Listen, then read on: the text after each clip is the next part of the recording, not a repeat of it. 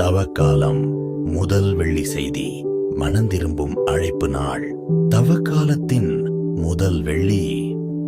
இது சாதாரண நாள் அல்ல, இது இதயத்தை திரும்பி பார்க்கும் நாள். நாம் தவறியிருக்கலாம், நாம் உடைந்திருக்கலாம், நாம் தேவனிடமிருந்து தூரமாகி இருக்கலாம்.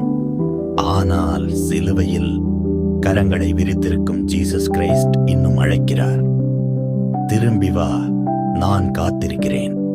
இன்று உங்கள் மனதை சோதியுங்கள், மன்னிப்பு கேளுங்கள், மன்னியுங்கள், அமைதியில் ஜெபியுங்கள்.